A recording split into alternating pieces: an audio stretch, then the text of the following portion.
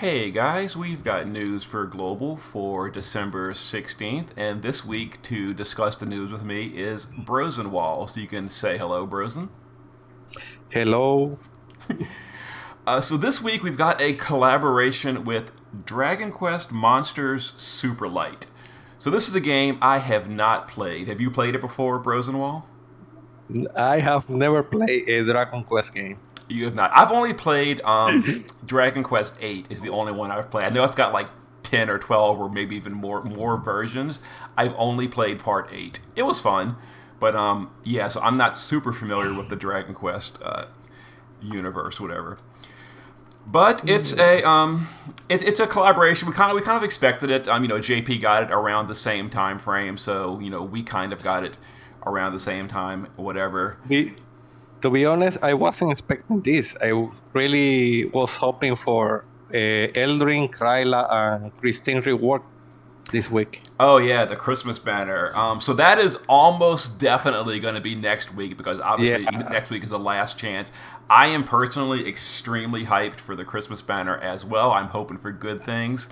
But that'll be next week. So for this week, yeah. we've got Zoma, Alina, and Marquis, and then Neovision's Awakened Dragon Lord and Neovision's Awakened Slime, who was actually a free unit and not on the banner.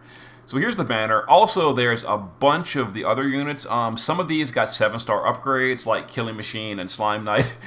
These 7 stars were actually released early on Global by accident.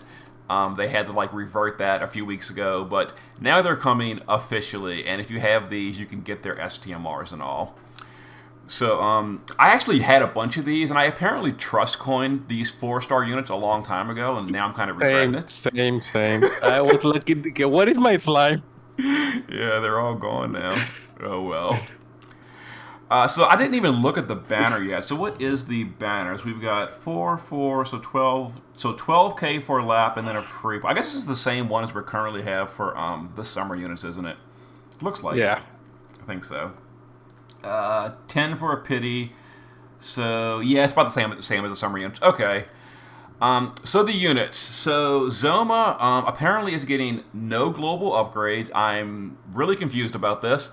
I'll show you some damage comparisons in a moment at the end of the video. But It's- yeah, I he's like. think that Go ahead. Soma is just STMR fodder.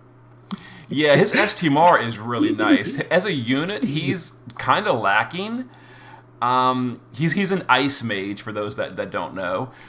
His STMR is like the magical version of Sora or Hawkeye. It's 75 LB damage and 80 magic. Really, really nice. Great to have, but as a unit, he is not super impressive. He does ice finishing, and really that's about it for the most part. He's a trance shift. He can only stay in his shift form for 4 turns. He's got to stack his LB.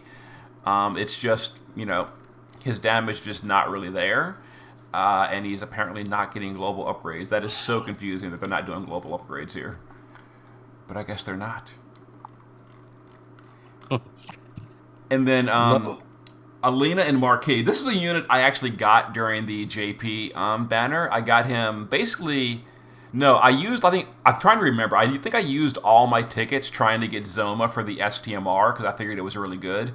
And then I got Alina 2 or 3 times. I got him to EX2 from the event. It was depressing because while Zoma is okayish a little bit, Marquis and Alina are kind of also unfortunate. Again, no global upgrades either. Yeah, it's like because these are an SLB unit. So while Zoma is a trance shift and you can entrust him and use his LB back to back to back to back for okayish damage. Elena is super limit burst, so that is just nope. You cannot even do that. You are stuck to 1 burst per either 3 to 5 turns, depending on your EX level. This unit, I Yeah, don't know. it's just it's such a weird that they're not upgrading these units. But to explain what they are, these are they're a dual wield unit. dual wield in this meta for some reason. Yeah. They're a tag chainer. They're locked to wind element, and they're SLB. So it is nice that they're tag chaining. So that is something. But there's just so many problems with this unit. For one thing, I will mention, like, they run out of mana in like 2 turns. It is horrible, horrible. They're so bad if you're using their tag chains, because it's crazy. I actually tried using these guys on the new trial in JP, the Gloomwing trial, because it's weak to wind. So I figured, okay, I've got Alina. They're a wind unit. They're a tag chainer, and I'll use them for the trial. So I tried them. And, well, the boss does mana drain, to be fair, but that plus their, like, high mana consumption, they were out of mana in, like, 2 turns, and then their damage was complete terrible, and, yeah, that idea went out the window real quick. You know, the new meta is dual wield. The God unit from JP, he's using dual wield, like all times.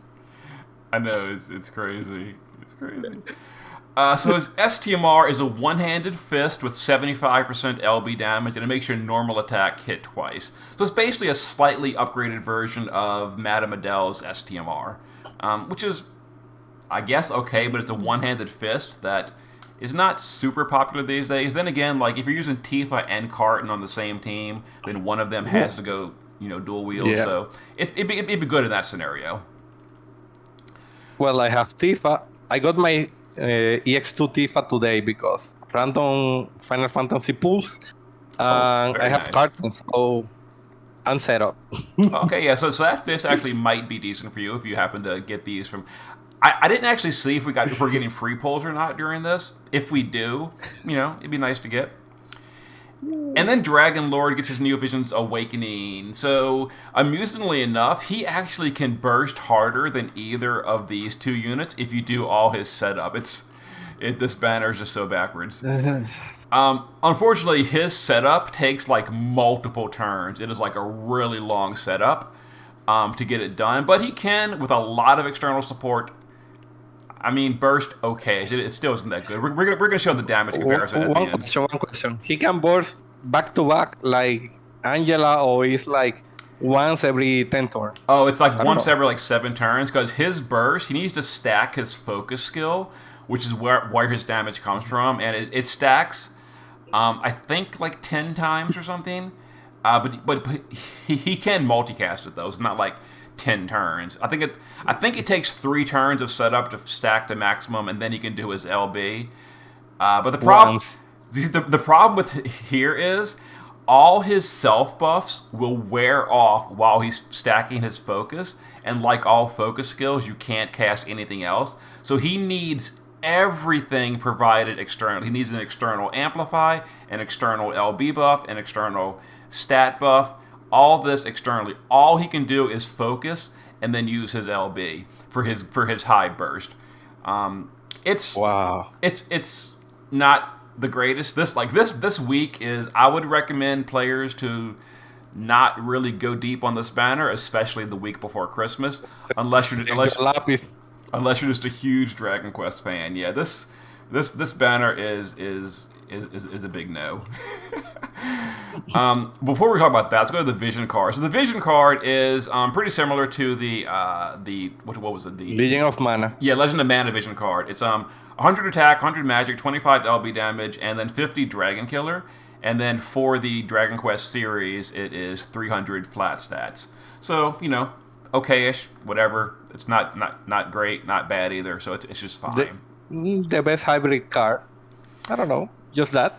Yeah, it's pretty. I think actually the Legend of Mana one gives 50 attack and magic, if I'm remembering correctly. This one gives. Oh, this one actually gives none. This one only gives LB damage. Oh yeah, this is. So yeah, the one from Legend of Mana is a little better for hybrids, but this one's okay-ish too if you have it.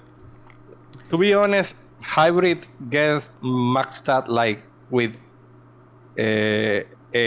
normal Elena STMR. It's like you don't need different sources of magic or attack.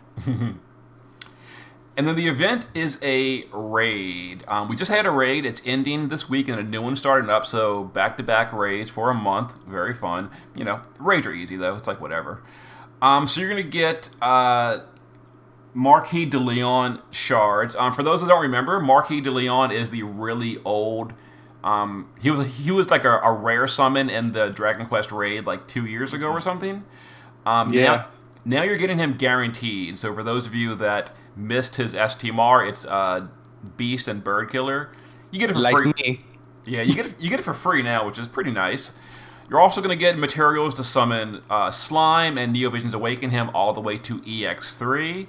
Slime is a fun unit. He's like more of those like one of those like goofy units, and his damage is not super great, but it's kind of like more like a comic relief unit. Like the fact that Slime is sitting here, doing these huge fireballs, it's just kind of funny. It's not super great damage, but it's something. And he's free, so it's like whatever. His earrings are nice, though. It's a 25% evasion. So for those of you that don't have a ton of Aloha Lastwells or Noctis, it's more evasion sources, which is always great. Well, I have like 3 Rico Rodriguez DMR, so... Oh, yeah. I believe these are the STMRs from the 4-star upgraded like Slime Knight and Killing Machine, I believe.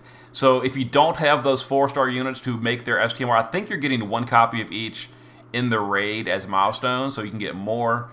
So that's kind of nice. I mean, these are okay-ish. They're 180 attack.